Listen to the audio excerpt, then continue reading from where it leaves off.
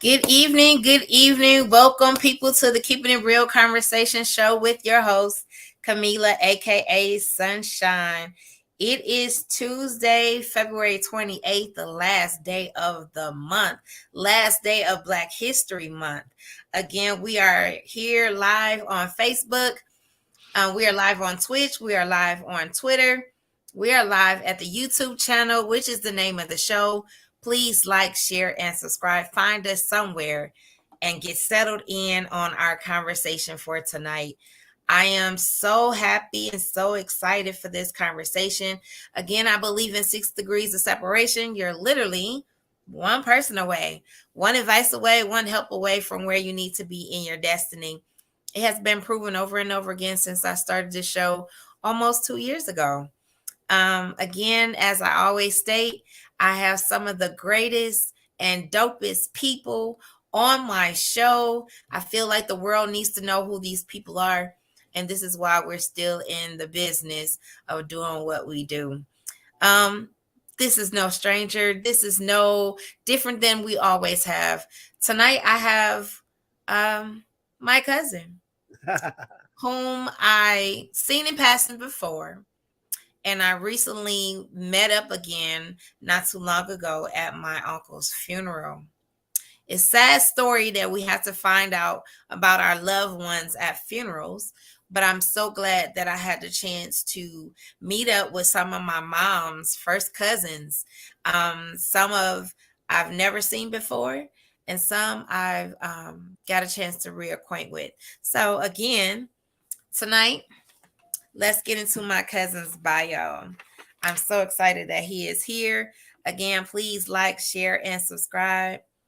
Let's get into his bio. LaRodney Bullock, aka DJ LaRock, is a 55. I'm gonna say that again. 55-year-old native Detroiter, born and raised on the east side of Detroit, which is the best side, I must say. Growing up poverty stricken, worked hard as a student to be an honor roll student 11 of his 12 years in school. A graduate of Murray Wright High School. Well, anyway, that's my mama's high school too. That's right. Where he lettered in tennis, but it, however, was the worst sport he played. Being poor in the hood pushed him to playing fields where he was exceptional basketball and baseball player. Being not very big in stature, he was always surprising when opponents saw him and went up against him. His skill set was electrifying. The love of music was always in his heart at age 5, sneaking playing records on his mom's stereo. At age 18, he began DJing parties and attending Wayne State University. He participated in the study in at Wayne State University to seek more equality for Black students at WSU. In his junior year at WSU, he dropped out to start promoting events. He will later be hired by Def Jam Records and Elektra Records as their Detroit field marketing rep, and would do this for 15 years. During this time, the promotional company Innovative Jocks Record Pool and Promotions was developed in 1997 and has been instrumental in the development of many recording artists' success. He is the father of 5, married to his wife Leslie since 2008, and currently still runs his promotions company, DJs, and he coaches travel baseball. Again, tonight, I have my very own family member, LaRodney Bullock, aka DJ Lil Rock. How What's are going you on? this evening? I'm great. What's going on with you? How's everything? I am blessed and highly favored. Great, great. I'm glad you had me on. I'm glad to be here. I am glad you're here too. Again, as we stated, well, I stated earlier, I saw you before. We never had any conversations. and we recently met back up in my uncle's funeral in Pontiac. Our uncles. Our uncle in Pontiac. And it was the moment where I understand more and more as I get older that I need to tap into all my relatives before that time comes and someone else has expired. And I instantly um, was like, no, we have to exchange phone numbers. We have to get in touch. We have to continue to connect with one another. Don't let it be another funeral before I see you, those type of things. And since the funeral, we have been talking at least once or twice a week. Yep. And in conversations, I began to know history from you. And this is another reason why you're here because, again, I feel like the world needs to know who you are. So let's go back to the beginning. Okay. We read that you were into sports, Yep.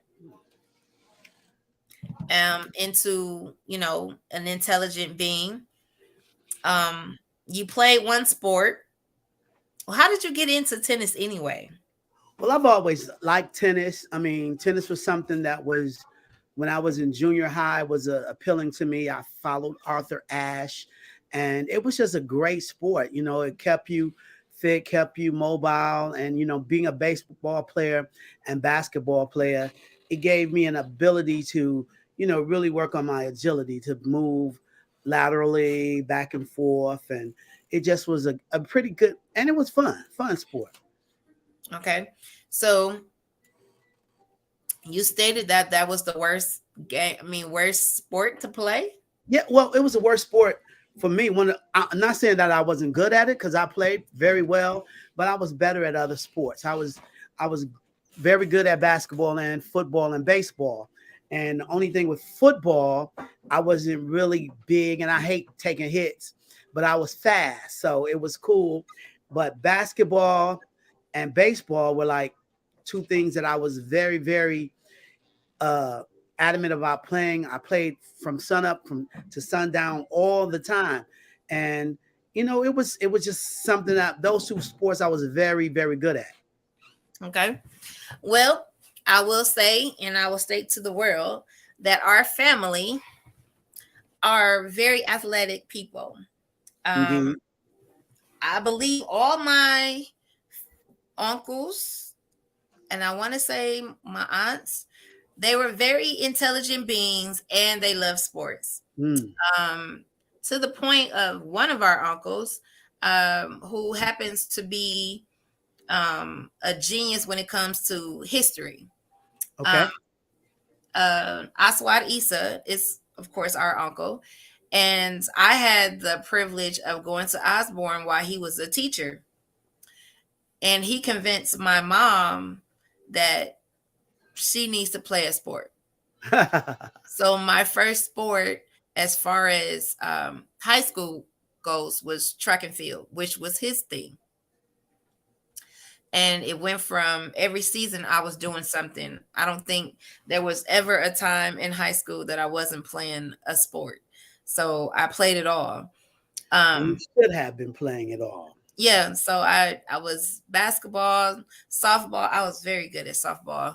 Um, Softball, volleyball, swim team, you name it, I was doing it. And that was one of the things that was also my stress reliever of playing sports and hitting the books. So with playing sports, what did you feel was that draw to playing basketball or baseball in your case? What was it? Well, the thing was for me, playing basketball was, not only developing new friendships, but I was competitive.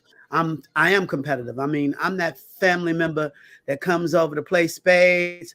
They're saying, "Oh, it's about to go down, y'all. I don't even know why y'all sitting at this table with me. Y'all wasting y'all time. Y'all about to lose." So I was always competitive, and basketball was something I just I had a basketball in my hand since I can remember. I mean, very very early. I lived right next door to a basketball court, to a park when I was growing up, so I always was there playing basketball, and then moving around and still moved to a place where basketball was in my back, right in my backyard. I go through the park and I'm at a court.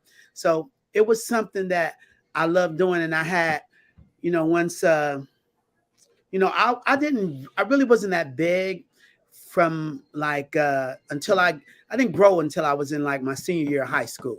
So Okay. I was like 4'9" to 4'11, but I would go to parks to play, and guys would look and see me and they'll be like, he too little, he too little to play. But then I would get picked and play, and then I end up killing them in the games, and then it's like, oh, my man, pretty good. So it was pretty much like that. And baseball was kind of different. It was like I've always played baseball, and been able to throw well and hit well, and then the opportunity came to play little league, and I made a team and made to be a starter, and it was just something else to do outside of studying, and being competitive and having fun. So, just the love of sports. So, you also mentioned the love of music, which Yes. is also a signature move for our family. Is music, and all types of music. It wasn't just gospel. It wasn't just R&B. Um, some of the stories that I was told, it was some of everything. Um, so I'm not surprised about the love of music. So at 5, you stated that you were sneaking playing the records on your mom's stereo. So what was it about music that drew you in? Well, I think it was just everything about music. I mean, back then in the 70s, the music was so melodic. It was so great stories. It was just the great voices and the musical instruments and all of the compositions, that just was intriguing. You had guys that sing in groups. I was a big Michael Jackson fan, and Gladys Knight is like my favorite artist. So I loved to listen to those songs, and I would, my mom had a really nice stereo, the big old stereos that went across half of the room. So she had a nice stereo, and we were like not supposed to mess with it, but yeah, and still I did. And it was just music back in those days. It has so much meaning, and I think the worst song you might have gotten would be a song about cheating, but still it has so much message into why that person cheated, and whatever that storyline was just so compelling. But more than anything, it was the voices and the music, both of them together. It was just something just like today, it's really nothing to listen to today. And I'm a hip hop fan, but hip hop's gotten worse from when it first came. You had storytelling, you had different things, but right now everything is just really based on sex and selling drugs and all the negative connotations that happen in the hood. So it's it's kind of sad for the people that are coming up, music buffs right now, because they really don't have what we have. I mean, how many groups are there now? There are no groups. Back then you had the OJs, the Temptations, the Dramatics, the Whispers. I could go on and on, and now we don't have none of that, so nobody really singing. So do you think that was on purpose, designed that way? Without a doubt. When it all comes down to economics and what the radio stations and many of there's supposed to be, they say it's a myth, but this is the truth. There was a meeting among music executives years ago, and it was a very private meeting. There were a few music executives that went to the meeting and left when it started, but the meeting was based upon funding private prisons. The private prison business became a booming industry. And in order for the private prison business to be adamant and successful, they needed tenants. And one of the best way to get tenants was to saturate the ghettos, the urban communities with things that would induce young black men, young black women into getting into trouble. You know, on the radio, there used to be nothing but love songs and good vibes on the radio. Now, every other song, especially on an uh, urban station, you're getting nothing but selling drugs, sex, and stupidity. You know, and those are the things that has taken the black community right into their hands and made those guys make that money. We have always had this conversation among artists, among creators, when it comes to understanding the importance that you have on a platform. Um, when you have the following, when you have whatever you're creating, you have to keep in mind your power when it comes to a platform. Um, it's very important to keep the message positive. Um, I've never seen anybody that's a killer being positive. I've never seen it. So we know that a lot of things that is goes on in music was on purpose. They couldn't get us with rock and roll. They couldn't get us with all this other stuff. So they came up with, well, let's take out the conscious rap. Let's take out the positivity. Let's get together type things, and let's separate the village one by one. And so, yeah, we played into it for some money, but now it's time to get our royalty back. Um, so music has always been the the gateway to our souls, and depending on what you're listening to is the mood. That's why they call it mood music. Right, right, right. And music speaks to us, whether you want to accept it or not. As we know, has been proven when you go into the grocery stores, you go in these stores and they playing jingles, but subconsciously they're saying, "Hey, go to aisle 10. That's There's right. this, and that." That's How right. is that so? It's in music. Um, so the love of music has been instilled in us down through the generations. And you mentioned Gladys, you mentioned the Temptations, and all of these awesome Motown people. If you had a chance today to do a record with someone or promote someone, who would it be?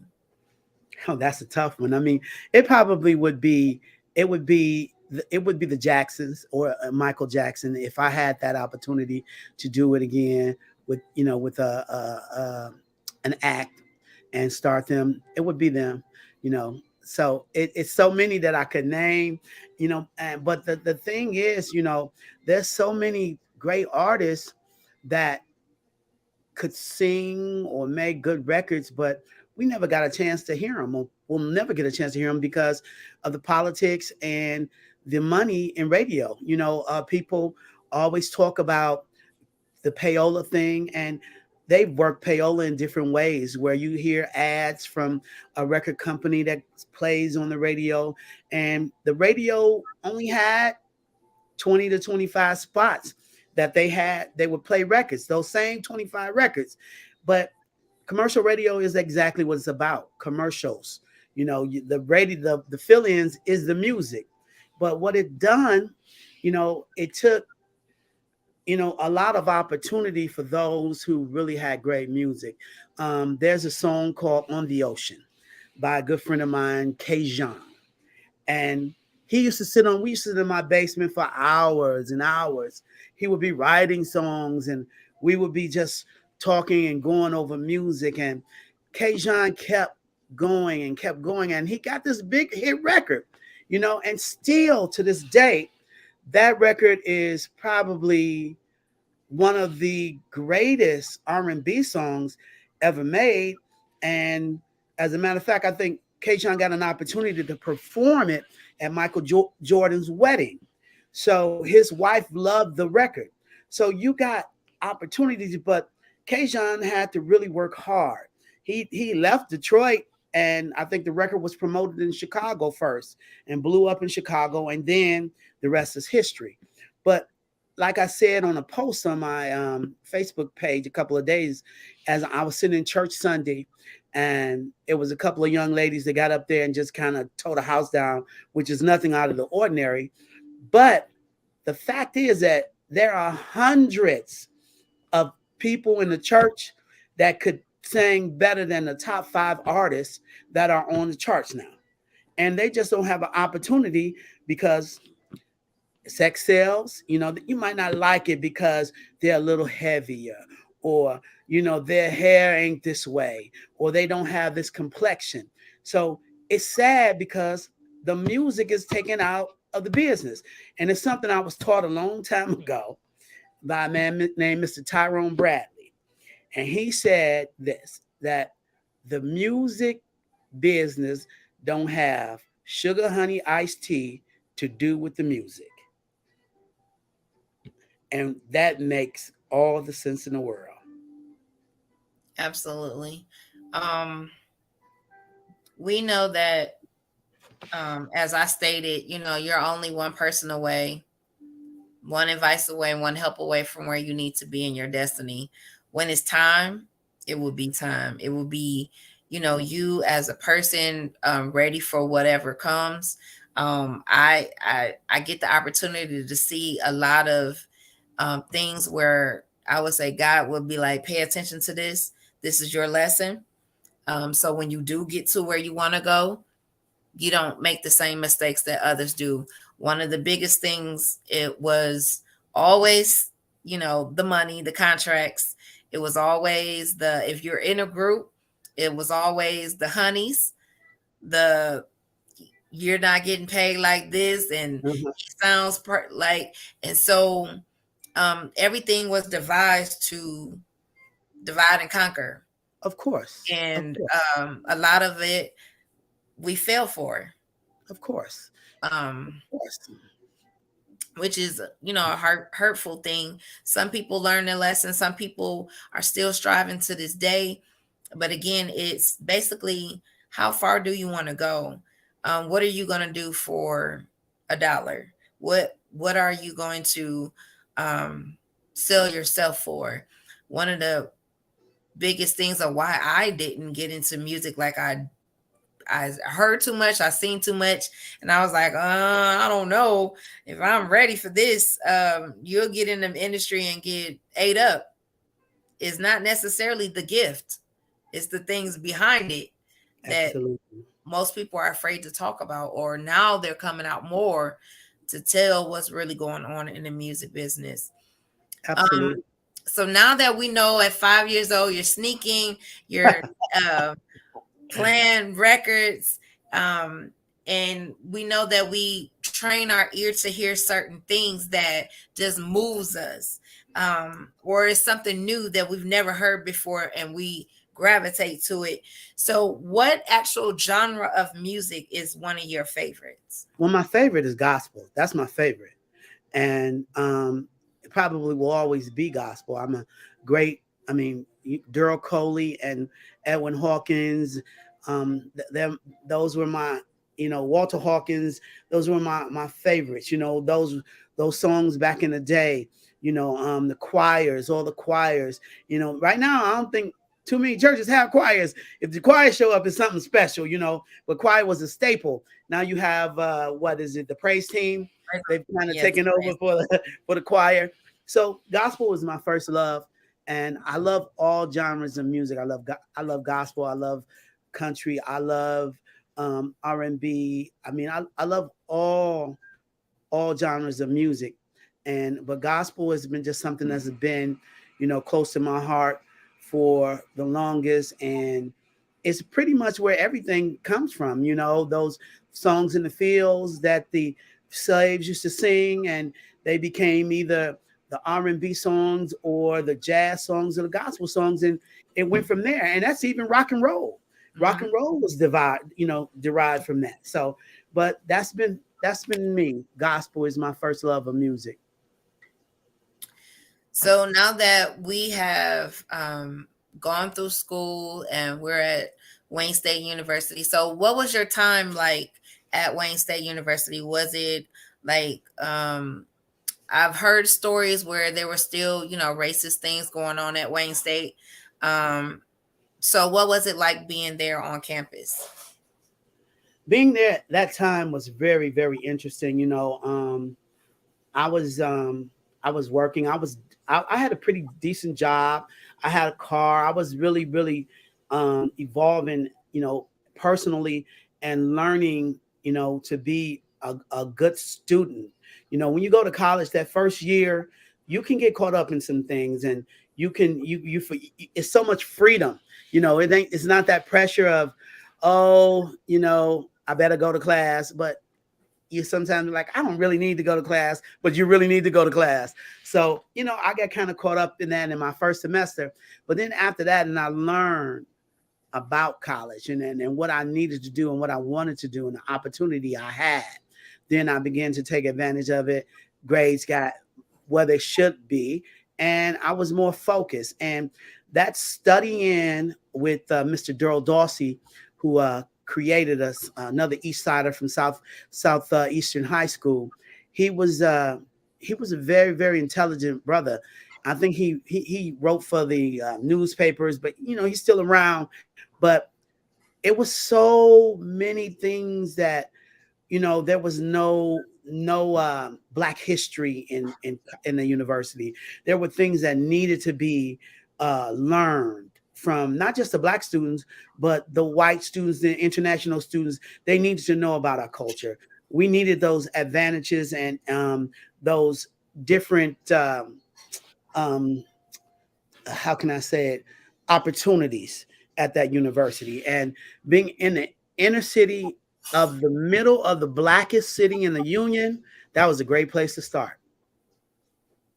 I understand.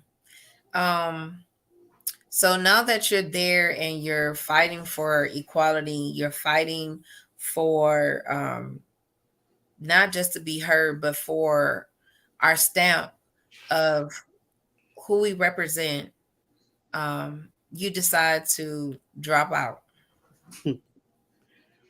Well, yes. And that was with the intentions of going back and finishing, but the opportunities that was being made for me in the music industry, the heads that I had bumped up against and I had been able to rub elbows with, and the rooms that I was put in, the people that I was meeting. I knew a Beyonce before Beyonce was Beyonce. I was there. She sung, she serenaded her, Kelly, and Michelle, and it was four of them. I can't think of the other girl. They serenaded me before they first hit record. We were in a room with them serenading us. So I got a chance to see a lot of stuff and be in a lot of positions with people to help make some careers happen. And it was exciting. But in order for me to do that and be involved wholeheartedly, something had to go. And at that time, I was making a decent amount of money, spinning records, and I was just like, hey, I'm gonna go with this music thing. And that's how it happened. So I stepped away from my studies and got into the music business even deeper. So with DJing, um, how many years do you think you had under your belt before, decided, hey, this is what I'm gonna do for the rest of my life? Probably three, maybe, yeah, but probably three and maybe less. And because when you can go and do something you love and get paid for it, and in the beginning, the pay was okay. And then I learned how the business goes. Again, Tyrone Bradley and the late Tony Hoy and late Michael Webb, they all taught me more about the business side of it. It's not just about being able to make people have a good time, but there are different elements to go into DJing. If you're a DJ and you're married, or you have a social life or somebody in your life, when you go out to DJ, you either DJing on a Friday, Saturday, or Sunday. And those are days that probably your significant other have off. Off, But yeah. you have to be compensated for that time that you're going to miss with them and be able to do some nice things with that person, from that compensation of working. So that's the thing. It's a lot of DJs now. They're messing up this whole industry because they think, hey, I'm just having fun. I'm making $100 or $150 for a few hours. But when you think about all of the things that go into DJing, it's not it's very expensive. Okay, let's put it this way: turntables, $550 to $600 a piece. You need two of them, but you can use one now. But the advent of uh, today's technology has changed a lot and made things easier where we don't have to carry records, which is cool. But yet and still, you got to be able to have a computer, a good computer, you know, and things of that nature. And you got to be able to have a decent sound system. But more importantly, you got to know what you're doing. You can't go to no wedding reception and play what's the record? Uh, cheating in the next room. You know what I'm saying? You can't play cheating in the next room at a wedding reception and or my side piece at a wedding reception. So you got to have a knowledge of what to play, where to play. Going to a kid's party playing dirty playing the dirty versions, you're not gonna last long. So Oh, okay. So now we understand that you have been DJing for at least 3 years before having the opportunity to um, take that and say, "Hey, this is what I'm going to do." So in your early days, and you mentioned Destiny's Child, who else did you see in their infancy? I could go on and on. I can tell you Jaheim, uh Drew Hill, um, um, who else? Shantae Savage, Young Jeezy, um, who else? Akon, actually, Akon, Eminem, D12. I could go on because most of them, before they hit big, I was part of that machine to make them get to that point where they got big. Rick Ross. Rick Ross sat at the table. This uh this here plaque we got one day at a dinner with the Def Jam. We had a dinner and we had all the DJs there and we got these plaques. And Rick Ross was there. It was actually a Rick Ross dinner, but the district rep had these plaques for us. So she handed us our plaques and Rick said to us, y'all just watch. Just watch. I'm gonna be giving y'all plaques like this too. I'm gonna be one of the biggest artists there have ever been. And he didn't lie. He didn't lie. He's one of the biggest artists ever been. So how did you even get to Def Jam and Electro Records? How do you do Well, that? well, I was I was a DJ, and being a DJ all the time, record reps would come to you if you're playing at a big club, and I happened to be playing at a big club at that point in time. So when I went to um, one day I went to I think it was a meeting that Def Jam had, and their rep they didn't like their rep. They wanted to get rid of their rep, and they asked me would I be interested in taking the job, and I was like, sure, I can try it out, and it worked out. It was cool, and from Def Jam, then it came Electra, and then I created my promotions company and was able to start doing promotions for companies like Adidas, like Trojan, um, a whole plethora of different companies. So we would do the promotions for their products, and that's how this whole thing madness grew. So not only did you have firsthand knowledge of what's hot, what's going on, because you're in the streets with DJing.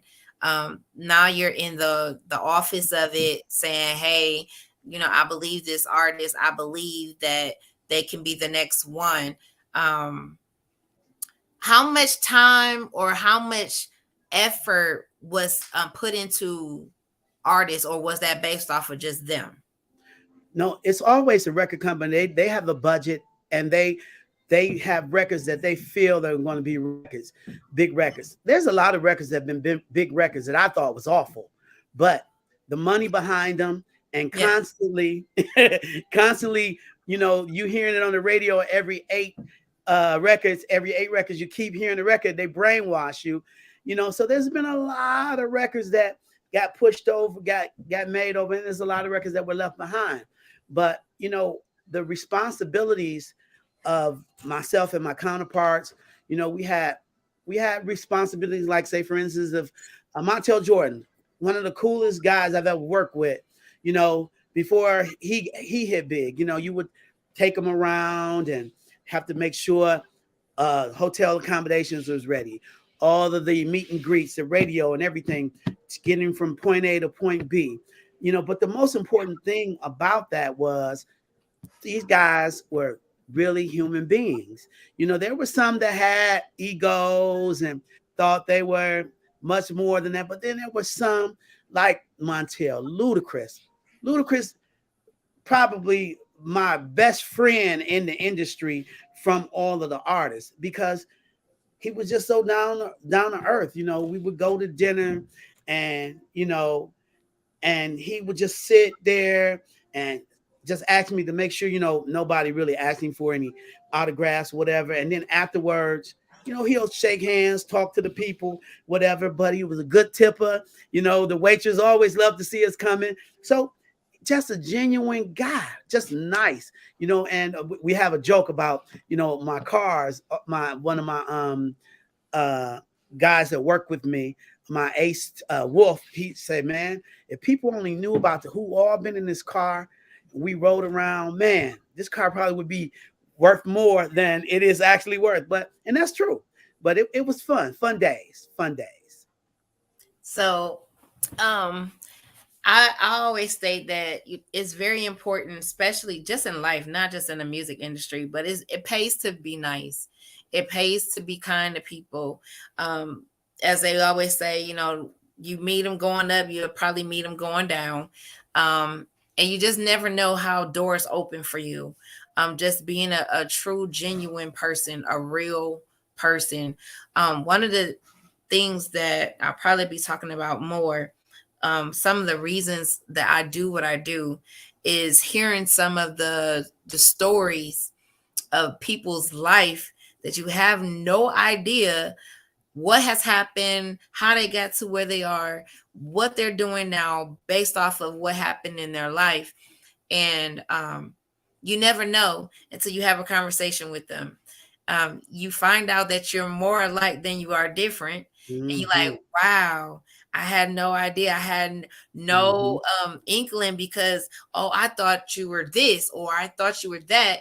And then you sit down and you're like, well, you just as human as I am. So Mm-hmm. um, I'm sure you had plenty of stories of things going on in people's life. Like, if you only knew that such and such is Yeah, yeah. One story, a very successful '90s R&B group that was discovered by a really well-known R&B singer who's on the radio now. I'll put it like that. So this particular group was here, and they had signed to a new record label, and they were promoting this record, a pretty decent album, but they were on the road, and they got here, and the record label didn't take care of a lot of business they were supposed to. So they were in a situation where they didn't even have money to eat. So me and the person that I am, I mean, I was all right. I had a little change.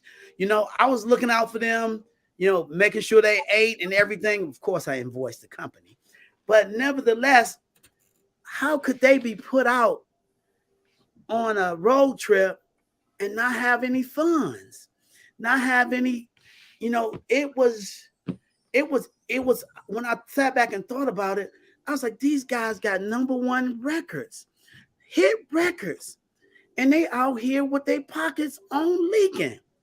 This is crazy. But the one thing about the music industry and these stories, you hear a lot of stories about people going broke because actually you don't really make no money unless you're touring.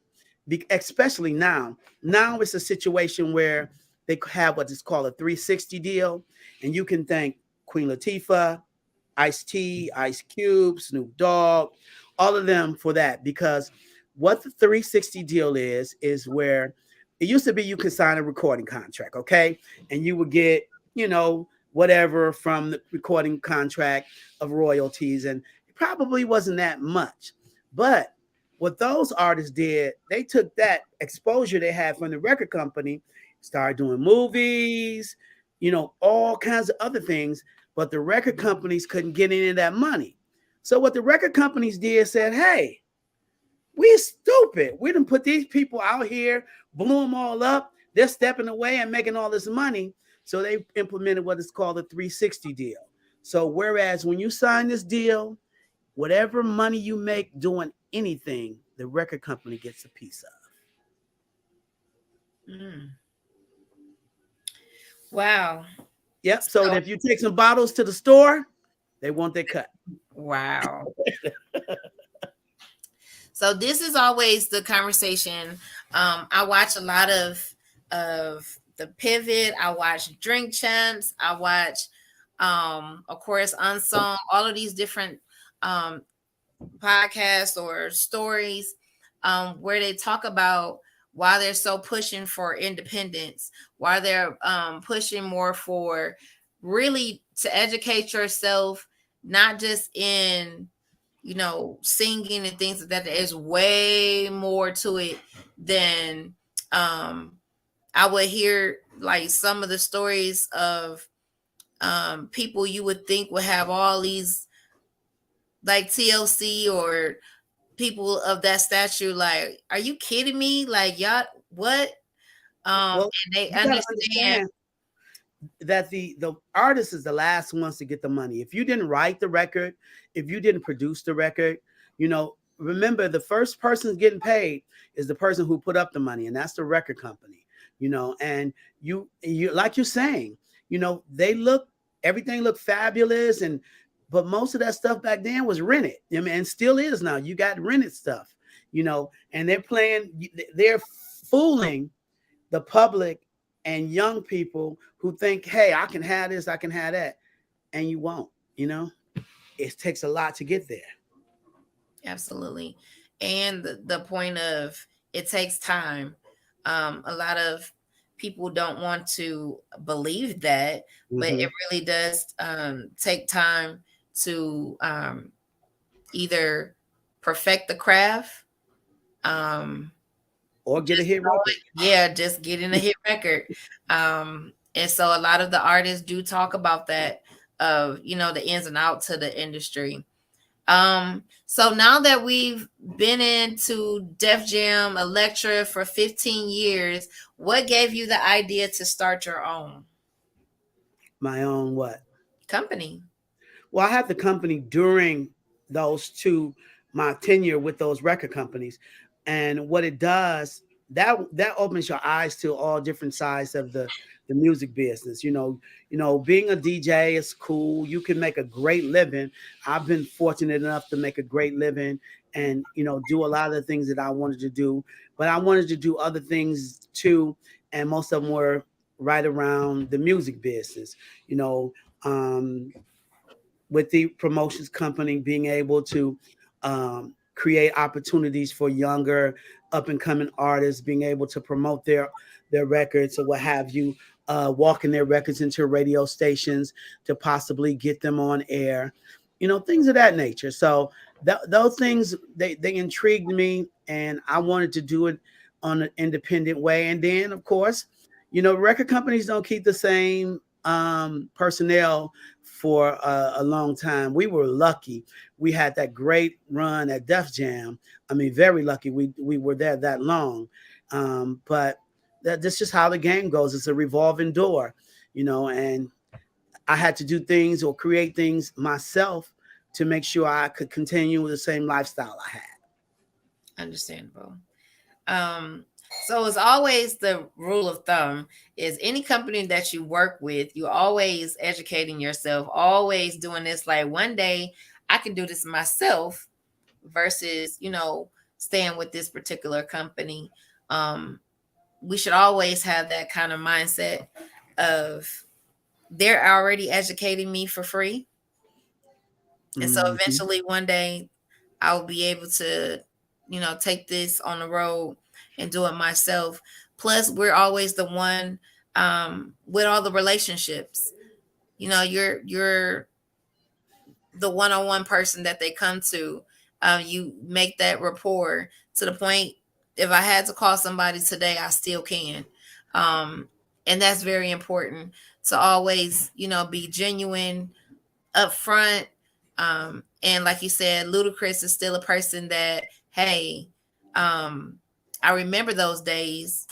And if you had to, I'm sure it could be one of those at any moment. Well, there are artists that I could reach out to now, and the thing with the record pool is that a lot of people don't know what a record pool is. A record pool is a promotions company that supports record companies in promoting records. So what the record label would do, they would send the record to the pool director, who would then give it to the DJs in his pool.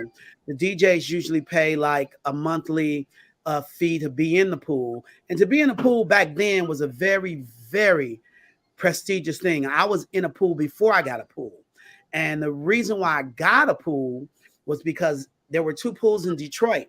The one I was in was probably one of the top in the country, but the other one had closed, and there were a lot of DJs that didn't have that opportunity, and I had to know the right people to get in the pool I was in. If I didn't know them, I wouldn't have got in. So I wanted to make another pool where it wouldn't be as tough, but you still have to have certain credentials. So I created that pool, and it was tough for me for the first few months because you know I was going up against a powerhouse in the country, and it wasn't really against them or being uh, a competitor, which later people found out that we worked together for the common cause, especially with local artists, to expose local artists and get them the opportunities to get major deals. So later they found that out, and it was like, oh, okay, it wasn't no competition, but that's what the pool did, and it allowed a lot of DJs to have access to music that they wouldn't have access. We would have a record 2 months before you would even hear it on the radio, probably even longer than that. But a real DJ will take the opportunity to try to put that record in his mix and introduce it to his listeners. And Mm-hmm. that was something that I was known for, and people respected me for, because I'll take a record nobody ever heard and put it in my mix and keep it there for a minute and watch the dance floor. People be looking around like, okay, what is this? And then come back with something they might know. But it's a science to doing it. And I was very, very fortunate. Am very fortunate to be able to master that science.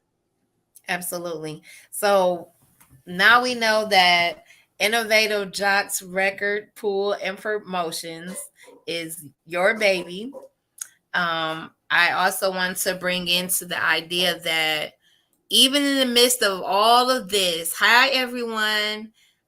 Please like, share, and subscribe. Um, that you are a family man. Yeah. And that's very important.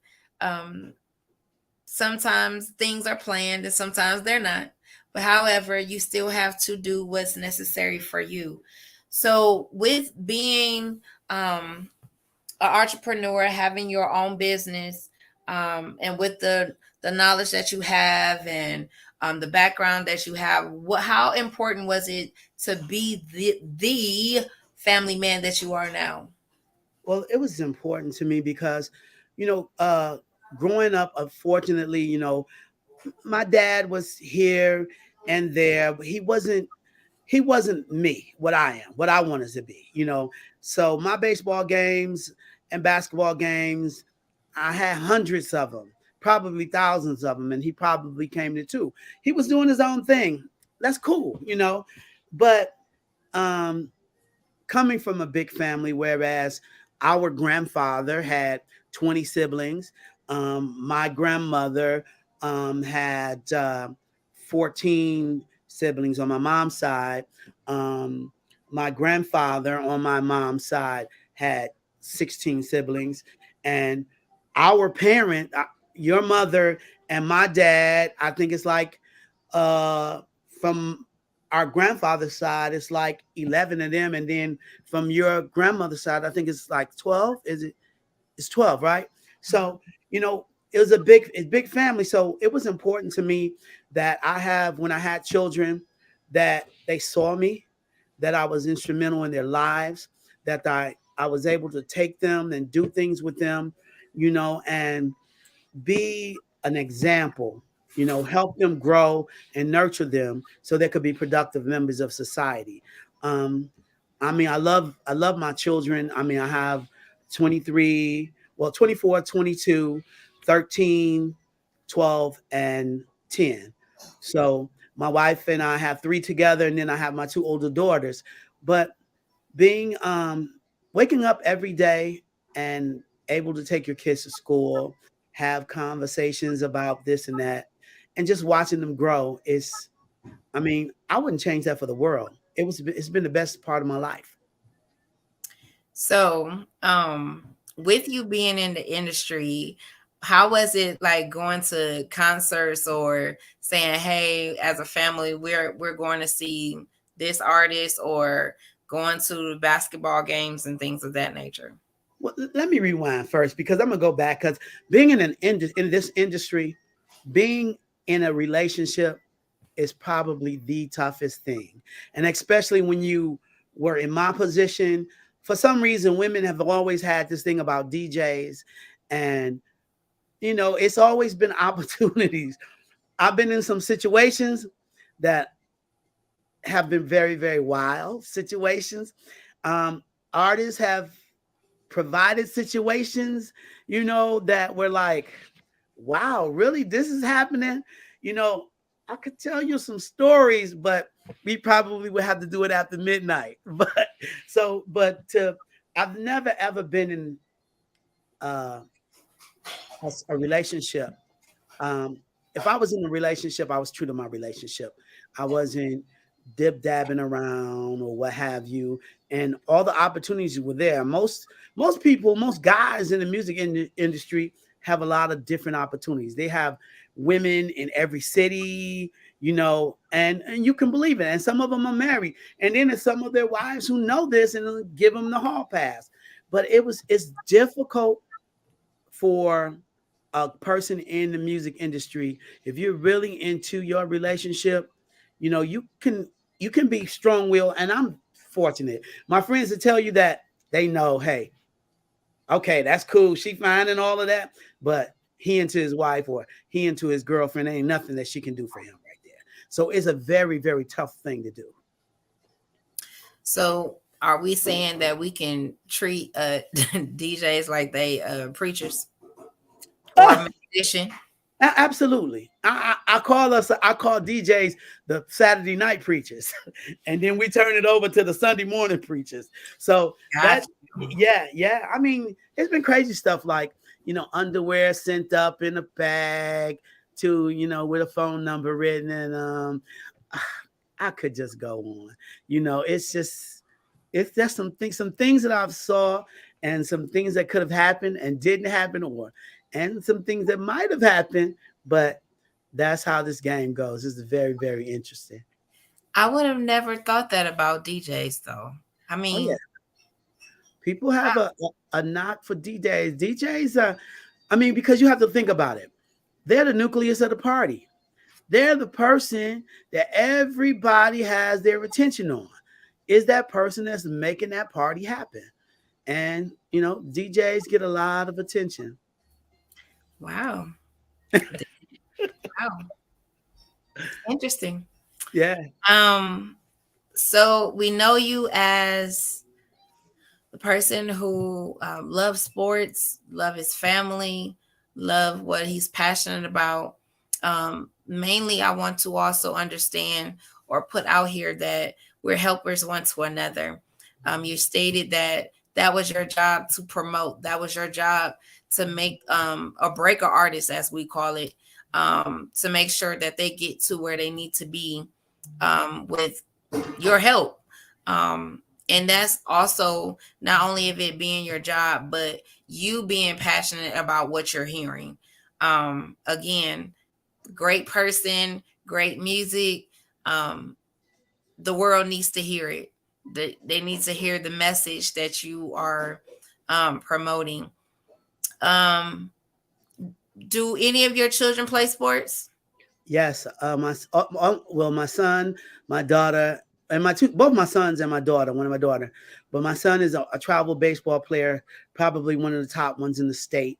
He's a 13-year-old baseball player. He plays shortstop, pitches, and is a pretty good hitter. So he's very very popular in the travel baseball game, and he's magnificent. I mean, to say so. I don't like to toot my horn or give him too much praise, but I know talent, and that kid has talent. He's remarkable. Sometimes I'm in awe as how good he is. I wish I was that good at his age.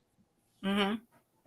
So when you're noticing this as a father, what special or what do you do to um, not only coach him, but also like, okay, we're looking at the bigger picture, even though we know that you're talented in this area, but we know we have to all of you have to be on the same page. So what do you say to parents who do have gifted children? Not necessarily, it doesn't have to be sports, but if they're gifted in something and you want them to be well rounded, what do you say to them? Well, I tell parents all the time, you know, for me, like for my son and all the kids on my team, they can have a great game, but the first thing I'm pulling out is the things that they did wrong. I'm gonna let you know all the bad things first. I'm gonna give you your praise, but there are some things that you need to brush up on. There's some things that you need to not do. Those things are important, and you got to be. I'm almost a perfectionist. I know it's never gonna be perfect, but I want to be the the the best. I want the best out of you. I don't want you to settle for something or do something wrong and think it's okay. No, you got to get better. And I ride my son. Everybody knows I'm very, very tough on him.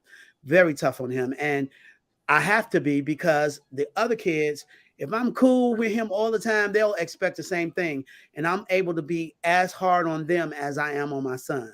So I ride my son, in the ground. And he knows he hates it sometimes, but sometimes he looks and he says, now he knows why I do it. And to those parents who have very gifted children, you don't make it so easy for them either. You have to give them the opportunity and have a margin of error and go from those mistakes and build on those mistakes to be better. Absolutely. um I think with knowing that you have a gift or a talent and having the support, I think was most important to me. um my mom at the time, of course, in school, she was a RN, and of course she was always working, and she wasn't working, she was asleep.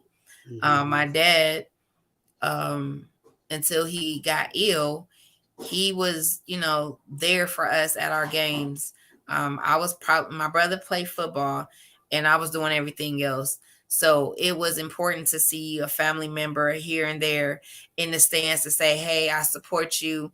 Sometimes my our uncle Melvin and his wife was there, and with our cousin Jabari being at Cass Hmm. kicking butt, Hmm. they were always at our meets because, hey, Jabari's over here with Cass.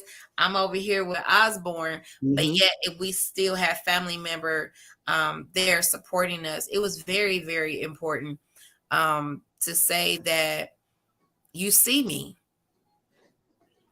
And And that is huge. And I think that's the reason, my son asked me, Dad, as good as you were, why didn't you play in college? Why didn't you go pro? I said, I think it's because I didn't have the opportunities that he has. And I didn't have, I was in a poor neighborhood, and most of all our parents, and we might have had two parents at our games, so they either had other obligations, they were working like you said, or but we didn't have it like my children have it. So I wish we did, but you hit the hammer right on the head, because seeing that support system, that's a big thing. You play better, I'm telling you. you do, you really do. And then it's the uh your decision making is better. The support is better.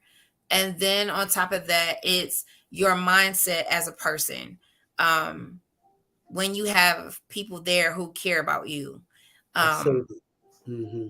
there were there were moments when I was very, very, when I tell you I was good at softball, I was good at everything else, but I was really, really good at softball.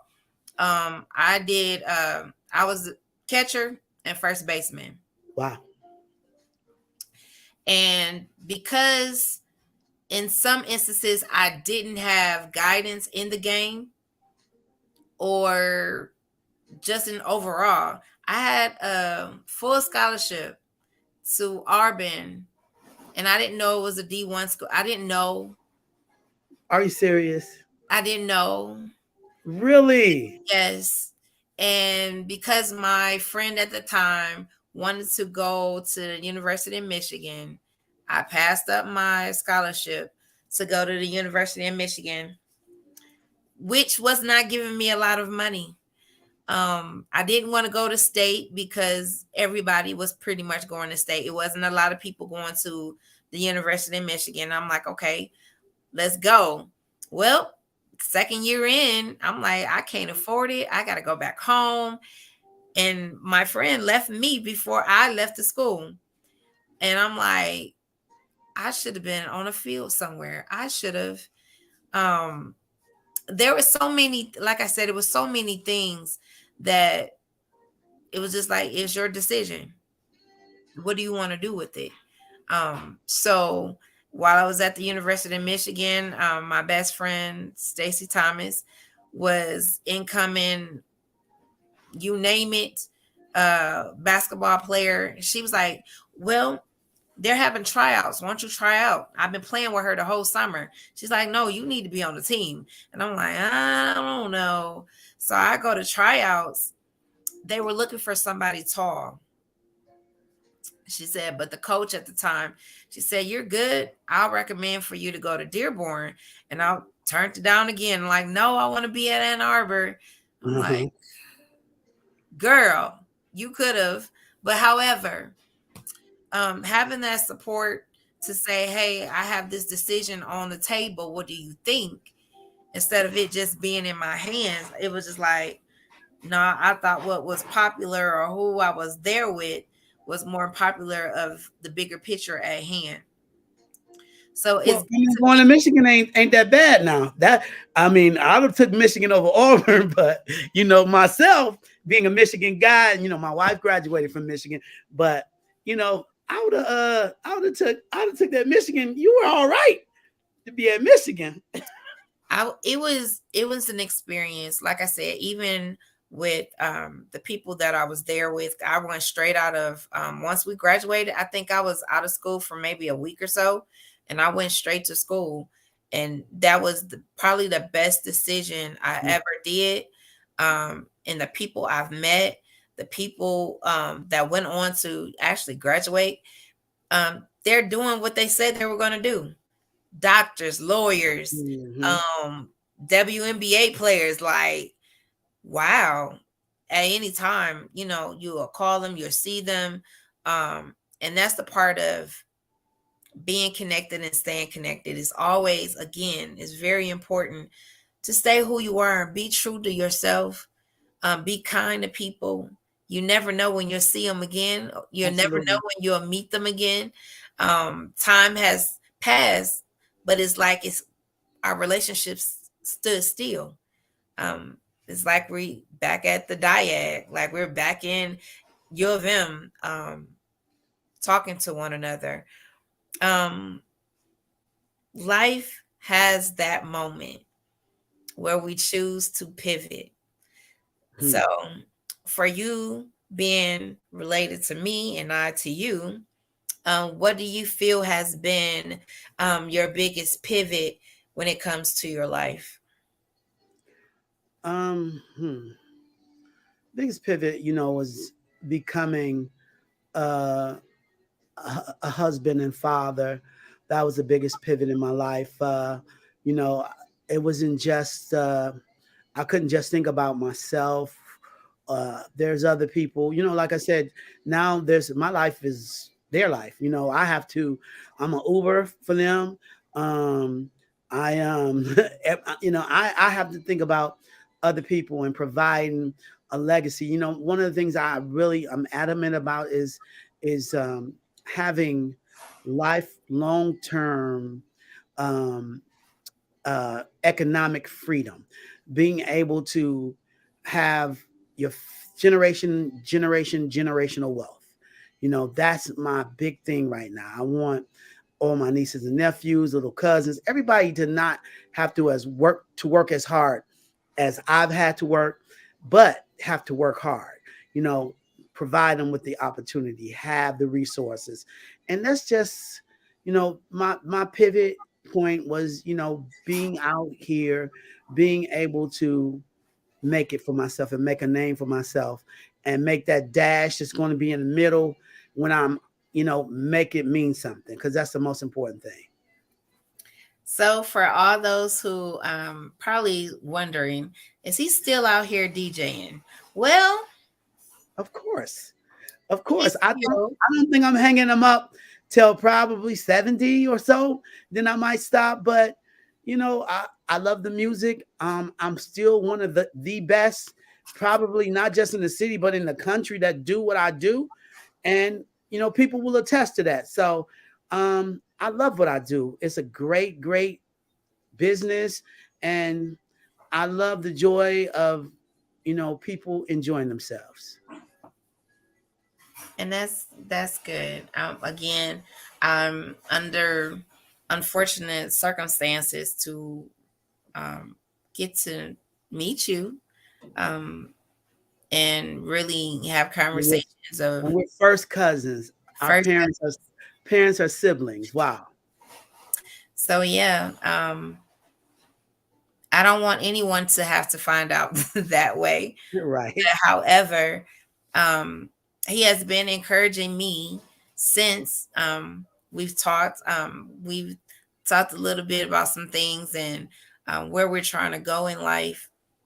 It's important to have support again to get to where you need to go to. I'm a big person on Village. I support all those who I know are doing well or trying to do well. Um, that's what I do. I understand at this time in my life in this season that I'm a natural born leader as well as a connector. So Yes, you are. I'm gonna make Yes, you are. sure that, hey, I once needed this help. Now I understand it. So now I'm gonna put you in a place where you need to be, um, with my cousin, my neighbor, my whoever it is, so you can get to where you need to. Um, we need more people like us to In- bridge the gaps, Indeed. to allow people to tell their stories. Is really important to do that. We don't have to wonder. We don't have to assume. We don't have to put this under lock and key, and hide it, and then you die and you like no one Hmm. knew. Um, Hmm. we don't have to do that anymore. Hmm. Um, So again, family is family. Indeed, indeed. You're in California, New York, wherever. Oh, speaking of traveling, so where has been the furthest place you've been, and what has been your favorite place? Oh, furthest place probably was Belize. Mm. Um, that's probably been the furthest place. Favorite place. Wow, that's I'll have to say I'll keep it in the states and say it's been Vegas. I love Vegas. I just love the hoopla, the lights, and I love Vegas. Um, yeah, I would say that would be it for me. So would you have ever considered like and I don't know if you met these two people, but like when I think of DJs, I'm thinking like D Nice, I'm thinking Jazzy Jeff. Have you met them? I've met Jeff, and I can't remember if I met D Nice. But I've met Jeff a couple of times. I mean, that's probably my DJ hero, the one DJ that I think is, the creme de la creme of DJs. So, but I met him, Jam Master Jay. About to I think say that. you can go on my website and see pictures with Jay and I. Yeah, I mean, I met a lot of those guys. But Wow. pound for pound and across the country, the DJs in Detroit are the best from any place in the country. And it's for one reason. And that one reason is that in Detroit, we just don't play hip hop. We don't just play trap music. We don't just play stepping music. We don't play this music or the East Coast rap or West Coast rap. We play everything in Detroit, everything. And that's what make the Detroit DJ so good because we have to have versatility. Absolutely. Um, One of the guys who put me onto podcasting, and I met him, um, it's been a couple of years now, was DJ Book. Mm-hmm. And Elbow. yes. And I said, you know what? I think my cousin knows you. And he was like, wow, just small world. You never know. He was the one that put me on to, I think, sis, you should take your show and do podcasting. And again, if I didn't have a relationship with him, I wouldn't have even been here. So again, it comes with the relationship that you trust this person, that you Mm-hmm. trust their decision, that they believe in you Mm-hmm. here now. Mm-hmm. Um, Again, this has been awesome. It's Of been course, great. I have to meet my other cousins that I have not met. So Definitely. I'm looking forward to that. Possibly, again, we have so much talent in our family. It was just funny to me how I thought my mom was known for singing. And when I got up to sing, um, at our uncle's funeral, and so many people was like, "Oh my God, I didn't know." Like, Right, right, right, right, um, right. and one of the things that when our aunts and uncles would get together, they were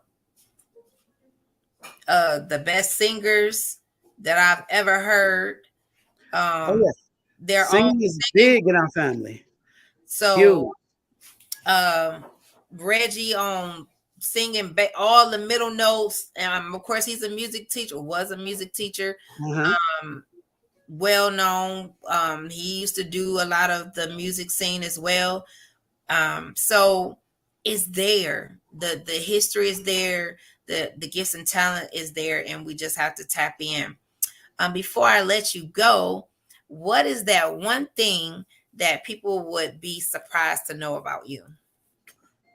Um, the one thing they would be surprised to know about me.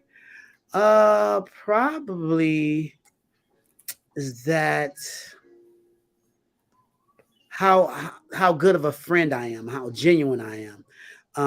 That I'm not the person, you if you borrow money from me, I'm not the person that's gonna be knocking on your door every day, because one thing for sure, you owe me, and I know you owe me. So I'll be able to take that can separate us as friends or whatever, but it's no need to go through all that unnecessary drama just because of this. I don't know your situation, but if I know you owe me and I see you out popping bottles, you know, then I know our relationship is going to be coming to an end. But the fact that I'm a genuine person, and then I'm very approachable, people think, you're not approachable. I'm always speak, and probably the fact that I come from nothing. I come from literally nothing. Very, very, very poor.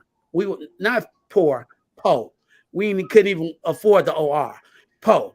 And I got to where I am now. So to be able to do that, to know my story from where I come from, I think they'll be shocked. Well, I'm glad again. In 2023, Uh huh. we got to reconnect. There's so many things I'm looking forward to, even in music, to know that somebody has a ear as well as a history in music to not only be trusted but lead you in the right direction. So I'm looking forward Absolutely. to that. Absolutely. So I have a couple of announcements before I let you go. Okay. First things first. In October of last year, I released my first single book. I've had other books, but it wasn't by myself. Okay. So this book is The Blueprint Guys Design. It is out on Amazon right now, and you guys can support.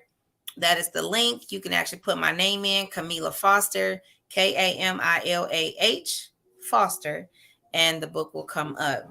Um, Basically, God was like, you need to reset. You need to start from scratch. You need to go back to the beginning because you off track, honey. And we know with a blueprint, you can get back to um, the beginning and start in the right direction of where you're supposed to. That eliminate cost, it eliminates time, and eliminates a lot of loss. So get that. Um, if you want to keep the lights on, literally.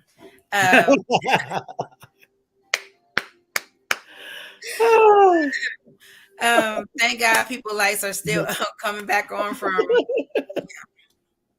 So yeah, if we want to continue to pay DTE, the Cash App is $ Sunshine Camila. Again, that is how you really spell my name. I only change it on here so you guys can pronounce my name correctly. So again, it's Cash App $ Sunshine Camila. If you want to keep the lights on. Um, Also, my chorus member, this woman has really captured my heart. Alita Cotton. She is on Facebook as AYECEE. When I tell you, she gets down with this ginger and turmeric drink. I promise you, every weekend I'm getting some. It's that good. All right. She has actually taught me a lot. Matter of fact, yesterday about I was having pains, and she was like, "What's your sugar intake? What's your salt intake?" So a lot of those adjuncts of inflaming you with sugar and salt. So she said, "Well, increase your ginger and your turmeric, and they're natural inflammatories." So again, yeah, didn't know. So Hey. check her out. And the last thing, Oh yeah. Perilous times. this has been, oh my goodness, have been one of the best things I've ever done so far. Well, next to getting married to my husband, this um has been one of those moments where definitely growing myself, stepping into something I've never done before. But when I tell you this play, you do not want to miss. And I'm not just saying it because I'm in it, but the story behind it is definitely a big evangelism tool. So April 6th through the 8th at the Fisher Theater, I will be on stage. At Perilous Times, I will be singing, dancing, doing it all. You don't want to miss it. They are on sale now at BroadwayInDetroit.com. If you buy tickets before this Saturday, please let me know. Inbox the tickets to me so I can get credit for your seat. Again, this has been an awesome time with my cousin. Thank I you. wanted to make Thank you for having me. sure I had enough time to get into what I wanted to get into. Cuz, do you have anything that you want to say to the people? Just continue watching, continue supporting this podcast. Um, hey, this has been a great experience for me, and just you guys, without support from each other, there's no way that we can continue to have success. So, continue supporting each other. Absolutely. As y'all know, I'm looking forward to being on television. I'm taking this to the next level, to step into the Oprah seat, to step into a Steve Harvey seat, to step into Ellen DeGeneres. Um, y'all need to see my face. And then what I bring to the table with all these guests. I am over, I think we're knocking at almost 300 episodes. And so that means I had a big number of guests. So, again, if you have people in your circle that you feel like are dope or want to share their stories, please inbox me, and we can make that happen. Again, I believe in 6 degrees of separation. You're literally one person away, one That's right. advice away, one help away from where you need to be in your destiny. We'll be back on here on Thursday. Say Thursday. Thursday. This Thursday with the young man that I just met. I did not meet him in person, but again, I have someone that's like, you need to talk to him. Kalante will be here this Thursday. I have another show Friday, which I normally don't do, but for my other cousin that I just met, Kenneth Jackson will be here, who is a well-known uh, Artiste. yes, um, who was just in the Free Press. Yeah, in the And news. on channel and on Fox 2. Yes, Yeah. so he will be here Friday to talk to us. Again, Friday evening, I will say this and then I will let you go. Friday evening, after I get off the show, meet me at Ram's Horn, West 12 Mile in Southfield. Perilous Times will have a live event where we'll be giving away free tickets to Perilous Times between 7 and 10 p.m. this Friday, March the 3rd. Again, if you have not gotten your ticket, try to meet us up there so you can get free tickets. I'm not sure how they're going to do it, but you want to be in the place. Again, I will see y'all back on Thursday. Peace. Peace.